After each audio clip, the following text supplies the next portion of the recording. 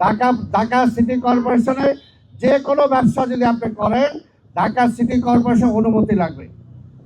এই ব্যাপারটা আপনাদের সহযোগিতা চাই। আপনারা সবাইকে এই ব্যাপারে সচেতনতা গড়ে তুলবেন।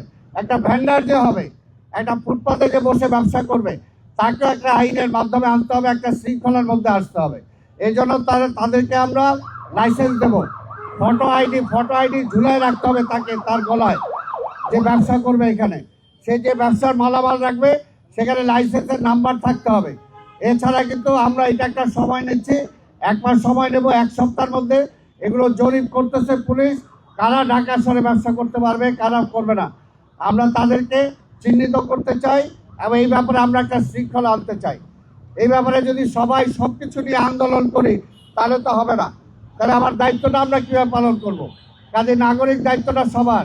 এবং এখানে আমি মনে করি এই বিষয়টা আমাদের চোখে আঙ্গুল দিয়ে সাংবাদিক ভাইরা দেখিয়ে দিয়েছেন, ভাই বোনরা, ঠিক তেমনি এখন আপনাদের কারণে আমরা উৎসাহিত হয়ে এই জায়গাটা আমরা পরিষ্কার করে দিলাম।